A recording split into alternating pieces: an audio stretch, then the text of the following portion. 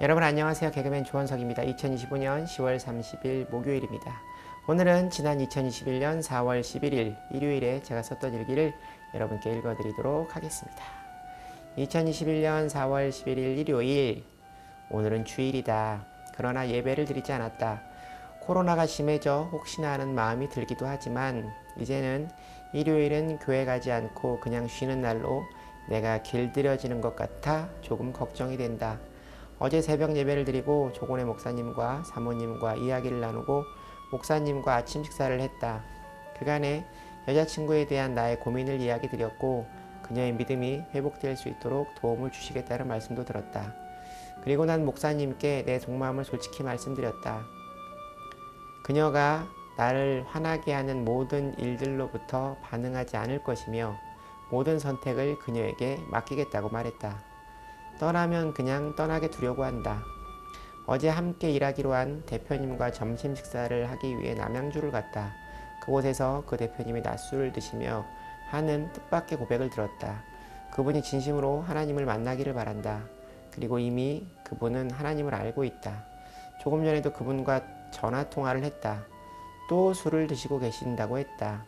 난 그분께 새벽 기도를 권해드렸고 그분이 원하신다면 어떤 방법으로든 새벽 기도를 다니실 수 있도록 도움을 드릴 생각이다. 난 너무 잘 알고 있다. 술의 그 깊은 늪을. 내가 그만 드세요 한다고 오늘 그분이 술잔을 놓을까? 그건 인간의 힘으로는 할 수 없는 일이다. 그래서 난 몸 상하지 않게 좋은 안주에 드시라고 했다. 그리고 하나님을 만나면 신기한 경험을 하게 될 테니 새벽 기도에 나가서 하나님을 만나자고 했다. 정말 그분이 나와 함께 새벽 기도에 나가주기를 바란다. 그분이 내 말에 응해주시면 내가 그분의 집 근처로 가던 그분을 모시고 우리 교회로 오던 그분이 새벽 기도를 통해 하나님을 만나게 해드릴 생각이다. 난 그분이 새벽 기도에 나가면 그분의 삶이 달라질 것이라는 생각이 든다. 지난 토요일 4월 10일의 말씀을 정리해야겠다. 조곤의 목사님께서 주신 하나님의 말씀은 역대하 1장 14절부터 2장 10절까지의 말씀이다.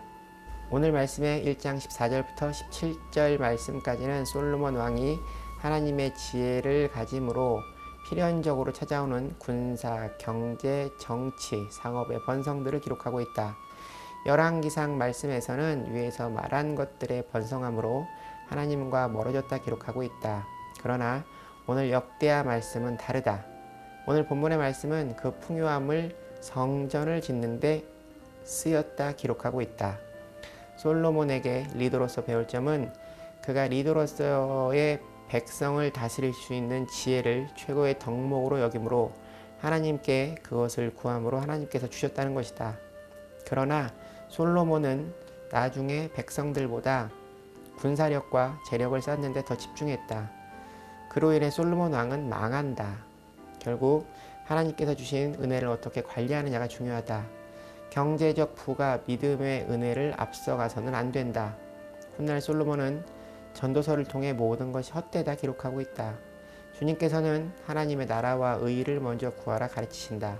오늘 말씀에 솔로몬이 가진 강성함과 풍요로움을 영적인 의미로 생각해 보면 첫 번째 군사적 강성함 14절 말씀, 솔로몬이 병거와 마병을 모음해 병거가 1400대요 마병이 12,000명이라 병거성에도 두고 예루살렘 왕에게도 두었으며 이방인의 출입을 막기 위해 군사적 강성함을 가졌던 것이다. 이 군사적 강성함은 우리에게 신앙적 강성함으로 대체되어야 한다. 우리에게는 영적인 무장을 말한다. 에베소서 6장 11절 말씀을 보면 이렇게 기록하고 있다. 마귀의 간계를 능히 대적하기 위하여 하나님의 전신갑주를 입으라. 두 번째 경제적 번영함 15절 말씀, 왕이 예루살렘에서 은금을 돌같이 흔하게 하고 백향목을 평지에 뽕나무같이 많게 하였더라. 이 말씀을 영적 의미로 생각해보면 믿음의 풍성함을 의미한다. 세 번째 상업의 융성함 16절 17절 말씀, 솔로몬의 말들을 애굽과 구해에서 사들였으니 왕의 무역상들이 때로 값을 정하여 산 것이며 애굽에서 사들인 병거는 한 대에 은 600세겔이요 말은 150세겔이라. 이와 같이 헷 사람들의 모든 왕들과 아람 왕들을 위하여 그들의 손으로 되팔기도 하였더라. 믿음의 사람들과의 영적인 교제의 풍성함을 의미한다. 2장 1절 말씀은 성전 건축의 목적을 기록하고 있다. 솔로몬이 여호와의 이름을 위하여 성전을 건축하고 자기 왕위를 위하여 궁궐 건축하기를 결심하니라. 그리고 솔로몬은 인적 물적 자원을 준비한다. 2절 3절 말씀, 솔로몬이 이에 짐꾼 7만 명과 산에서 돌을 떠낼 자 8만 명과 일을 감독할 자 3,600명을 뽑고, 솔로몬이 사절을 두로왕 히람에게 보내어 이르되 당신이 전에 내 아버지 다윗에게 백향목을 보내어 그가 거주하실 궁궐을 건축하게 한 것 같이 내게도 그리하소서. 4절 말씀은 솔로몬이 성전을 짓는 성전관을 기록하고 있다. 이제 내가 나의 하나님 여호와의 이름을 위하여 성전을 건축하여 구별하여 드리고 주 앞에서 향 재료를 사르며 항상 떡을 차려 놓으며 안식일과 초하루와 우리 하나님 여호와의 절기에 아침 저녁으로 번제를 드리려 하오니 이는 이스라엘의 영원한 규례니이다. 솔로몬 왕은 이 성전이 오직 하나님께서 임재하시는 하나님의 예배의 처소임을 분명히 한다. 더불어 하나님을 성전에 가둘 수 없음을 말한다. 누가 감히 하나님을 위하여 성전을 건축하리요. 하늘과 하늘들의 하늘들이라도 주를 용납하지 못하겠거든 내가 누구이기에 어찌 능히 그를 위하여 성전을 건축하리요. 그 앞에 분향하려 할 따름이니이다. 5절 9절 말씀, 내가 건축하고자 하는 성전은 크니 우리 하나님은 모든 신들보다 크심이라. 이와 같이 나를 위하여 제목을 많이 준비하게 하소서. 내가 건축하려 하는 성전은 크고 화려할 것이니이다. 하나님의 크심으로 성전을 크게 짓는다는 것은 솔로몬이 자신을 낮추고 영광을 돌림을 의미한다.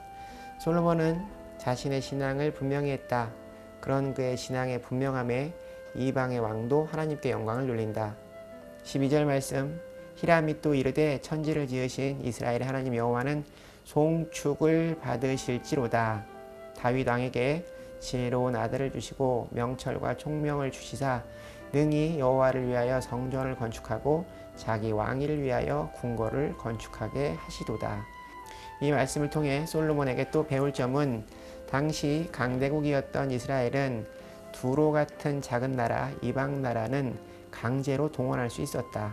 그러나 그는 하나님의 일에 부정한 방법을 사용하지 않았다. 방법이 목적을 배신해서는 안 된다. 선한 일은 선한 방법으로 이루어야 한다. 말씀을 쓰는 동안 해가 져간다. 아름답다. 하나님 감사합니다. 사랑합니다. 내일 새벽 기도에서 만나요. 이런 마음을 주시는 성령님께도 감사합니다. 사랑합니다. 한때 솔로몬 왕에 대한 말씀에 심취하여 그런 사람이 되고 싶다는 생각을 한 적이 있었습니다. 그러다 어느 날 내가 만약 저 시대에 태어났다면 솔로몬 왕이 아닌 성전에 벽돌을 쌓던 수많은 인부 중 한 사람이었을 수도 있겠다 하는 생각을 하게 되었습니다. 그 후부터는 나 스스로가 영웅이 되려고 하지 말고 하나님께서 보내신 곳에서 나에게 주신 일에 최선을 다하며 감사와 찬양을 올려드리는 삶을 살아야겠다고 생각했습니다. 오늘 나에게 주어진 일에 최선을 다하는 신뢰가 쌓인다면 언젠가 하나님께서 더 큰 일을 맡겨주실 수도 있다는 생각으로 감사함으로 오늘 하루 열심히 최선의 삶을 사는 인생이 되기를 바랍니다. 오늘 일기는 여기까지입니다. 여러분 오늘 하루도 주님과 함께 동행하는 행복한 하루 되시기 바랍니다. 슈브 여러분 주님께 돌아오세요.